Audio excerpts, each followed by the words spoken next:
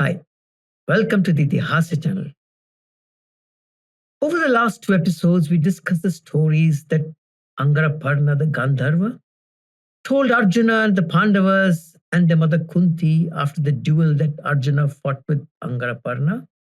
They were marvelous stories of a time gone by. First, the story that Angaraparna told was a story of Samvarna and how he met Tapati, the daughter of Surya Deva, how they got married with the help of his guru Vasiśṭha. And when Arjuna's curiosity was aroused, he asked Angaraparna to tell him the story of the age-old feud between the two Brahma rishis, Vasiśṭha and Vishwamitra. Om Namah Shivaya, Om Nagendraya Namaha, Om Amme Narayana, Om Namo Bhagavate Vasudevaya, Om Ganeshaya Namaha, Om Anjaneyaya Namaha, Om Kartikaya Namaha, Swami Sharanamayyappo, Om Guruve Namaha.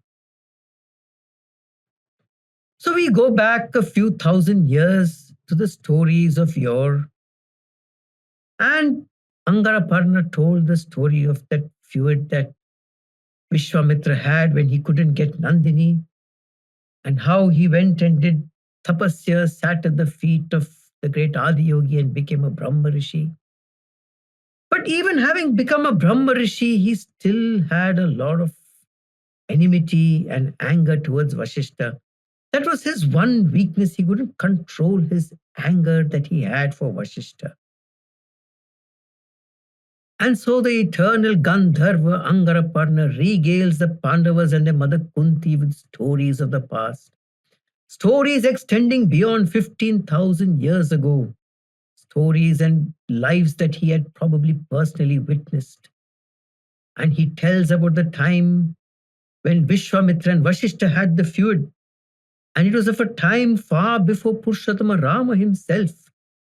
For it was a time much after Sagar and Bhagiratha, his grandson Bhagiratha of the Ikshvaku clan, were kings in Bharatvarsha, and one of their descendants, Kalmashapada's time. And so the Gandharva tells of the story of Kalmashapada. Kalmashapada was one of the descendants of Raghu, one of the great Ikshvaku kings. And it was this story that Angaraparna now tells the Pandavas. So if we go in sequence, it was a time when Vishwamitra, who was the king Kaushika, then became the Brahma Rishi Vishwamitra, and he harbored the anger against Vasiśṭha for having been beaten by his sacred cow Nandini, for not being able to take the sacred cow Nandini. And it was that time that Vishwamitra decided that he wanted to be the Kul Guru for the great emperors of the Ikshvaku dynasty. And he knew that this great dynasty that ruled over all of Bharatvarsha would be the dynasty which he should be the Kul Guru for. He also knew that they had a bit of affinity to the great sage Vasiśṭha, and that Vasiśṭha used to be the Kul Guru of the great Ikshvaku clan. And Vishwamitra decided that he wanted to be the Kul Guru of the Ikshvaku clan. And so he knew at that point of time the great king Kalmashapada was reigning over Bharatvarsha. A worthy king, a brave king, a king who was an emperor of all of Bharatvarsha. And Vishwamitra knew that he had to be the Kul Guru to that king. And so the story of Kalmashapada. Kalmashapada was the son of a great Ikshvaku king Sudasa. And so he was also called Saudasa. He had many other names, one of them being Mitrasaha. Mitrasaha means someone who tolerates his friends well. For there was an incident where Vasiśṭha got angry with Kalmashapada, and Kalmashapada maintained his cool and did not retaliate against Vasiśṭha. And so he got a name Mitrasaha. Instantly, the name Kalmashapada also comes from the fact that he had a mark on his foot, hence Kalmashapada, stain on his foot. And this itself comes from the same story, where he was supposed to return a curse against Vasiśṭha, and he doesn't do it, causing damage to his own body in the process, a story which which the great eternal Gandharva Angaraparna told the Pandavas, and I shall come to in a short time. And so this great King Kalmashapada was one of the greatest emperors of Bharatvarsha of the time. He reigned over all of Bharatvarsha, having taken his armies bravely across the length and breadth of Bharatvarsha. And over the years, he had conquered most of the kings and made them his vassal states. And at one such time, when he was in his leisure, he had decided to go on a hunt, as most of these kings do. And so he went on a hunt, riding his horse through the plains and jungles of Bharatvarsha. And at one point of time, having killed many a deer, boars, and a few rhinoceroses on the plains of Bharatvarsha, he was tired and hungry. He was exhausted, and he was trudging his path through a narrow forest path. Well, on the other side of the forest path came Śakti, the great Muni, Mahamuni Śakti, who was the eldest born son of Vasiśṭha. Incidentally, Vasiśṭha had 100 sons, the eldest one being Śakti. In some of the other stories in the other Puranas, he is also called Muni Śakti, but in the Mahabharata, he is referred to as Muni Śakti. And this king, who was already tired, hungry, irritated, and angry, saw that the path could hold only one person, and he wanted to cross the path, and he told Śakti to move aside. And Śakti, in a tender voice, in a soft voice, turned back at the king and said, I came to this path first, and as you know, O great king, the Brahmanas always got the right of way, and hence I suggest you let me pass. But the king was not in the mood to listen to him and was getting more and more angry at the tone at which Śakti was condescendingly talking to him. And the king started shouting at Śakti and said, it's best you move out of the way, you vile Brahmana, or I shall lose my temper. And Śakti, still maintaining his cool, politely told the king that I think it is time you move, you stand aside, O great king, for as great as you may be, I am myself a Brahmana of great virtue and great capacity, and it is I who has the right of way on this path.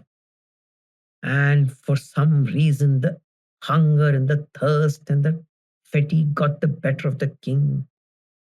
He growled like a Rakshasa, took out his whip, and with one stroke struck the great Mahamuni Śakti, the eldest born son of Vasiśṭha. And when he got hit by this whip, the great Śakti lost his cool and cursed the king. O great king, for you have behaved like a Rakshasa today in front of me, may you become one.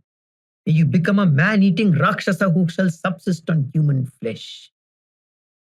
On hearing the curse of the great Śakti, Kalmashapada lost all his anger. He forgot his fatigue, he forgot his hunger and his thirst, and he sprawled at the feet of the great Śakti, craving his forgiveness, asking for forgiveness, asking him to reverse the curse. And the great Śakti too cooled down a little bit and said, let this curse be diluted. May the effects of the Rakshasa that you are supposed to be subdued. May you not outwardly show the effects of being a Rakshasa. However, at this time, the great Brahma Rishi Vishwamitra, through his dhyanas, knew that about this encounter between Kalmashapada and Śakti. He knew that this would be an opportune time for him to get back at his foe Vasiśṭha. And he knew that he would use Kalmashapada, for whom he wanted to be the Kulguru himself. He would use the power of Kalmashapada to get back at his foe Vasiśṭha. And so he instigated a Rakshasa called King Kara to go and possess the being, the speech, the behavior, and the actions of Kalmashapada, and to take over Kalmashapada's mind. And so, having instigated this Rakshasa, Vishwamitra waited to see how the things would progress. The hungry and thirsty Kalmashapada, dejected from having had this curse of Śakti, but his mind feeling a little better for the curse having been diluted, started to go on his way towards his kingdom. On the way, he met a Brahmana who was also very hungry and was sitting by the side of the road. The Brahmana looked at Kalmashapada and said, "I would like to have some food. Could you please get some food sent to me with cooked meat?" Now, incidentally, at the time, 15 to 20,000 years ago, and probably even till the time of the Mahabharata, the Brahmins would regularly consume meat. It was quite commonplace for the Brahmanas of the time to consume meat. There are multiple instances, even in the Mahabharata, where there have been stories of Brahmanas who would quite often have meat as their staple diet. In fact, it was said that at the time of the great yajnas, when the deer and the stag would be killed, the fat of the deer and the stag would be used in the homas and the yajnas of the time, and the meat would be consumed by the Brahmanas in very special occasions and cooked in a very special way. It was quite common for the Brahmanas of the time to eat meat. It was only much later that certain alterations in the rules that the Brahmana should live by came about, and then the consumption of meat was then restricted to only very specific yajnas. And over time, the consumption of meat was stopped altogether. The meat, of course, that was used at that time was primarily venison, that is, the meat of the deer and the stag, which was found in abundance in the plains and the forests of Bharatvarsha.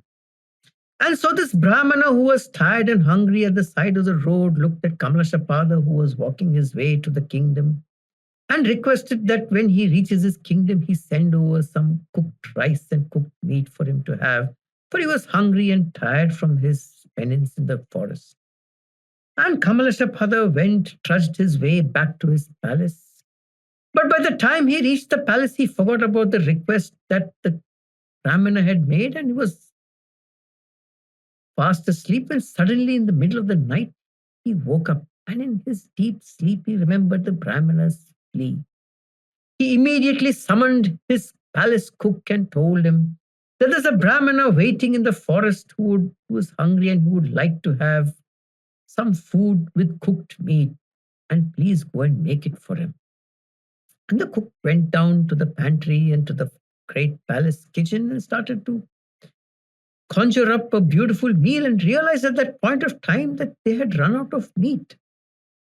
And he went back to the king in trepidation and said, "Oh dear king, we have run out of meat. We have no meat in the kitchen." And at that point of time, that Rakshasa King Kara possessed this Kalmashapada.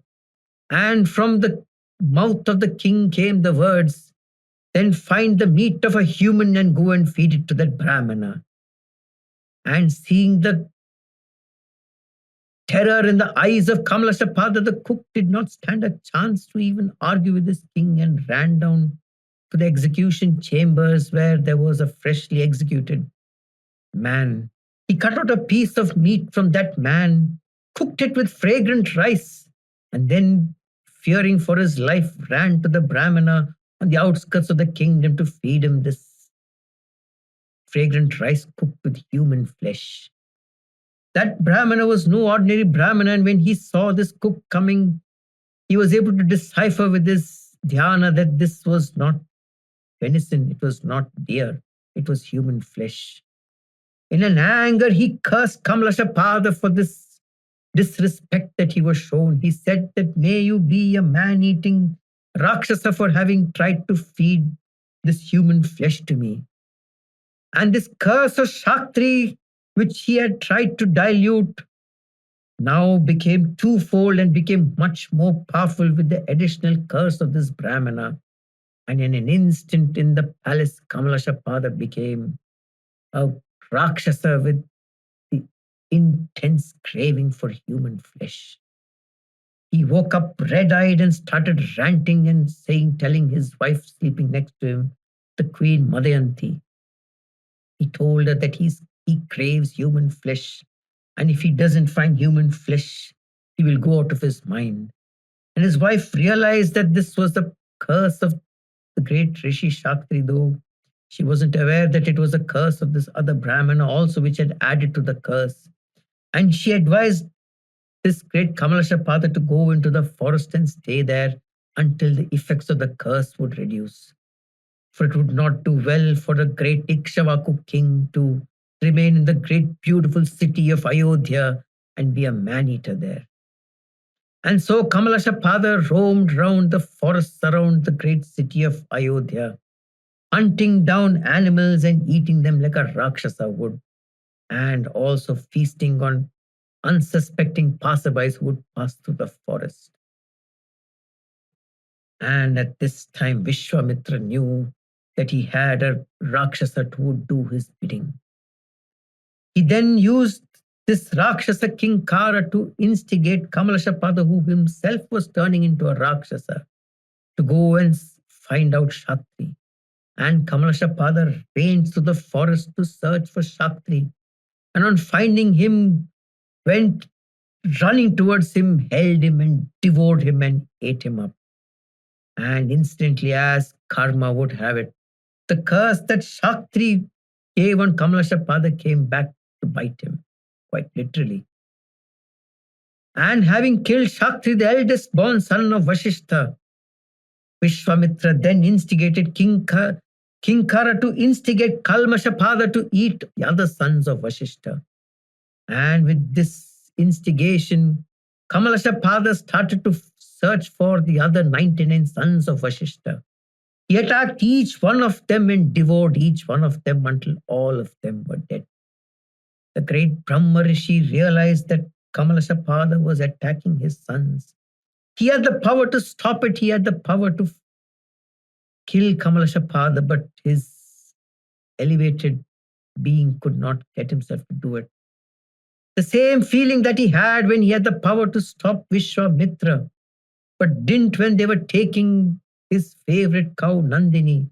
That restraint that he showed, that lack of anger that he showed, that lack of hatred that he showed, that had arisen from him being a Brahma Rishi, from him being the direct descendant of Brahma himself. That great restraint came back into Vasiśṭha and he refused to protect his 99 sons after the death of Shakti.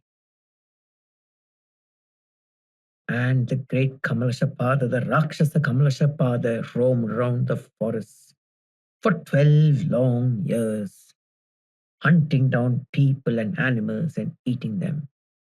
In the meantime, Vasiśṭha, depressed from having lost his 100 sons, decided that he should kill himself. Suicide in those days was a crime, but he realized that he was helpless, for he had not made an attempt to save his sons, and he was feeling guilty about that. And so Vasiśṭha climbed up the Meru mountain. Having climbed up the Meru mountain, he found a gorge with a rocky bottom far below, hundreds of feet below, and jumped down to his death. And to his shock, he realized that the hard boulders at the bottom of the gorge that should have crushed his body took his body in like cotton wool and kept him safe and sound. He then went to the sea at the edge of the Meru mountain, tied a rope around his waist and jumped into the sea, trying to drown himself. But Varuna and the sea carried this great Brahma Rishi Vasiśṭha, the son of Brahma himself, who had complete restraint in all his being, in all his actions, in all his emotions. The great Varuna brought this great Brahma Rishi and brought him to the shore safe and sound. He then tried to elicit fire in a forest. With his glance, he was able to conjure up a fire, a raging fire in a forest, and then walked into the fire, hoping that the fire would burn him to ashes. But the fire just stopped and he came out unscathed, not a burn on his body, not a mark on his skin. At this point, Vasiśṭha realized with extreme depression that he was not going to die and that he was never going to be able to take his life.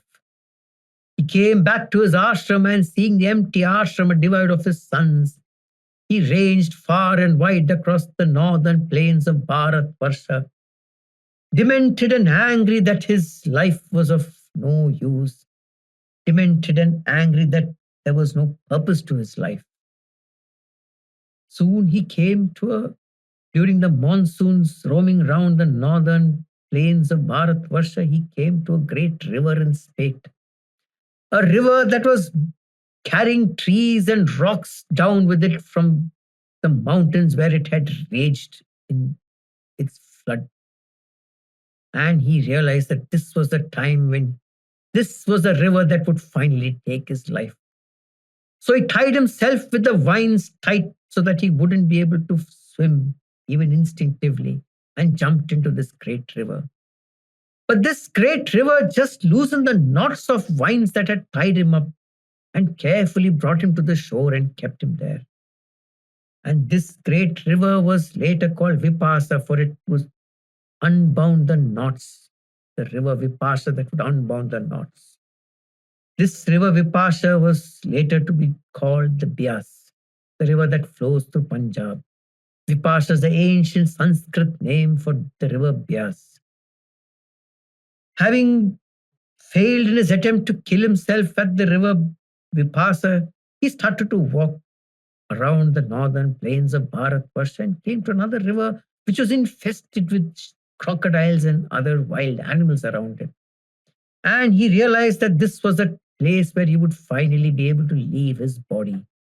And when the Brahma Rishi Vasiśṭha walked into the river hoping to be consumed and killed by the crocodiles, the river saw the great sage coming in as a burning conflagration of extreme tejas, and in absolute fear, this river split into 100 rivulets, drying up in the areas where Vasiśṭha walked. And because this river split into 100 rivulets, it was called the Shatadru. This Shatadru later could be known as the Sutlej. Shatadru is an ancient Sanskrit name for the Sutlej, the other river of the Punjab, one of the 5 rivers of the Punjab. And so, having been unable to kill himself, Vasiśṭha started to walk. But as he started to walk, he heard a voice behind him. He could feel a movement behind him. And looking back, he saw a pleasant, beautiful woman. And he asked her, "Pray tell me, who are you? Why have you been following me?" And as she came out from the trees where she had been hiding, the sounds of the Vedas being chanted came out to Vasiśṭha in the sound of his own son Śakti. Vasiśṭha was astonished. He could hear the chanting of the Vedas in the exact same way as his son Śakti used to do. And he asked this lady, "Pray tell me, who are you? And who is chanting these Vedas in the sound of my son Śakti coming from you, emanating from you?" And she looked at Vasiśṭha and told him, "I am the wife of your son Śakti. My name is Adrishyanti. From the last 12 years since my husband died, I have been following you wherever you have been. You have not noticed me, for you were anguished and you were sad for having lost your children.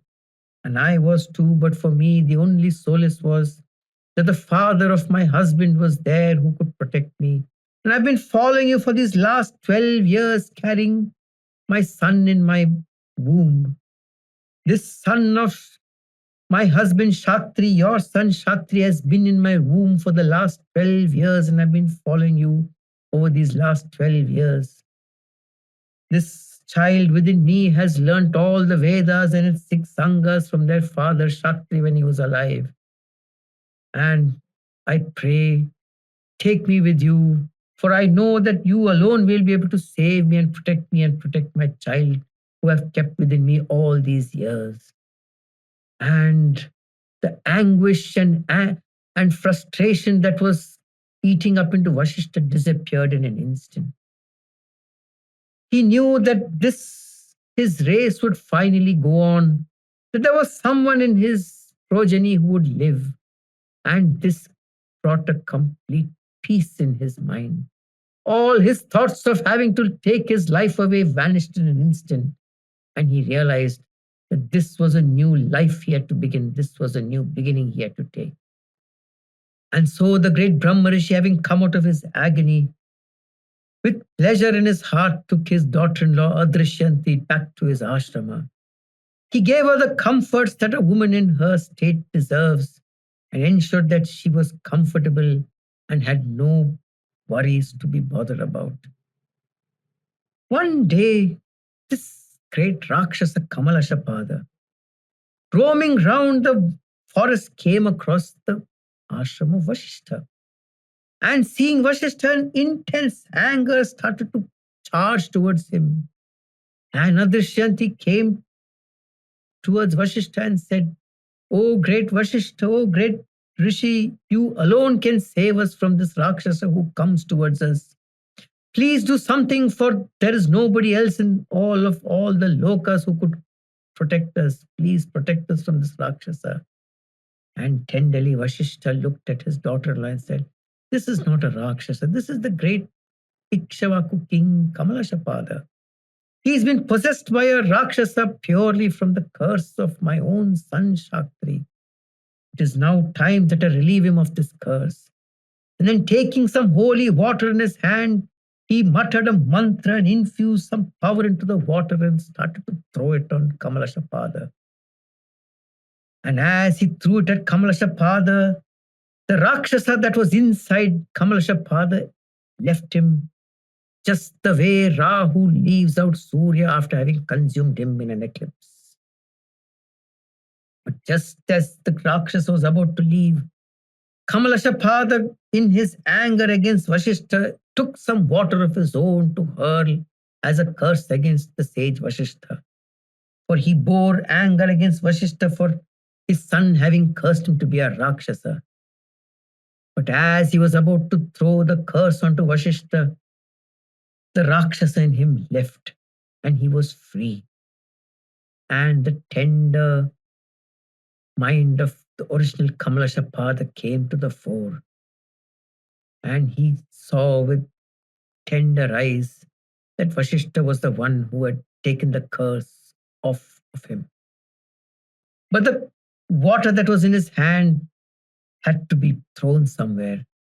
And Kalmashapada knew that if he threw it into the skies, the rains would stop. And if he threw it into the earth would be scorched and there would be famine. And he knew that he could not throw the water at anybody else, for the curse that he had insisted on planning for Vasiśṭha would then affect that person. And so he then took that water and threw it on his own leg, causing a black mark that burnt his leg. And from there he had got the name Kalmashapada, his feet being scarred black. And the moment that rage settled down, the moment that anger settled down, the moment the Rakshasa came out of him, Kalmashapada was the man of yore, the man from before the curse. He sprawled at Vasiśṭha's feet, begged for forgiveness, and then stood up and told Vasiśṭha, "I would like you to come with me and be my Kulguru in my kingdom." And Vasiśṭha agreed. And so incidentally, though Vishwamitra tried his best to be the Kulguru of Kalmashapada, it was finally Vasiśṭha who became the Kulguru of Kalmashapada. And from that point on, Vasiśṭha remained the Kulguru of the Ikshvaku dynasty for many, many generations to come. He was also the Kulguru of Dasharatha and finally the Kulguru of the great Purushottama Rama. So this is a story of a time far before the great Purushottama Rama himself, who himself existed around 10 to 14,000 years ago. This is a story of far more than 14 or 15,000 years ago. And then this Kalmashapada took Vasiśṭha and his daughter-in-law Drishyanti to his city, Ayodhya. News had spread far and wide that the king was coming back. The king, the original king, who was a beautiful man who ruled this kingdom with honor and justice, was coming back. And the man-eater and the Rakshasa within Kalmashapada had left. Word had spread around and people were glad that their king was coming back after a gap of 12 long years. 12 long years when they suffered famine and other difficulties, for the great king had left them. And the streets of Ayodhya were lit. The streets of Ayodhya were cleaned and gaily decorated by the citizenry. There was excitement all around, and a great welcome was planned for Kalmashapada, who strode into the kingdom like the king, that the emperor that he was 12 years ago, who strode in with Vasishtha by his side, the Kulguru. And at this point, Angaraparna said, and this is another reason, another example of how a great Kulguru would be the one who would guide the king to fortune and to success. And as Kalmashapada came into the kingdom, he gave a place of great respect for Vasishtha, then went to meet his wife. And there he told his wife that he was desirous of having a son, and then they discussed the curse that had come across Kalmashapada. And then, dejected, again red-eyed, Kalmashapada realized that he couldn't have a child of his own. He went back to his great rishi Vasishtha and told him the dilemma that he faced. And then he insisted that the great Vasishtha have a child with his wife through the act of niyogi, an act of cleansing the mind and the body such that all evil thoughts would exit you. And the sole purpose of this act, this yoga, this union, would be purely for the purpose of having a child. And so the great Brahma Rishi Vasishtha, through the act of niyogi, through the action of niyogi, had a child, had a congress with the wife of Kalmashapada, Madayanti. In some stories, she's also called Damayanti, and had congress with the Madayanti and bore a child, a great child. It so happened that this child also remained in the womb of the queen Madayanti for 12 long years. And finally, the queen took a stone, cut open her belly, and got the child out. And because this child was born of the action of a stone, he was called Ashmaka. And so the great King Kalmashapada had a child through Vasishtha called Ashmaka, who then carried on the Ikshvaku dynasty. And so, as Angaraparna related the story, curiosity got the better of Arjuna. He asked Angaraparna, pray tell us, why was it that Kalmashapada couldn't have a child of his own? Why did he have to ask his Kulguru Vasishtha to take the race forward? Why did he have to ask the Kulguru to take the dynasty forward?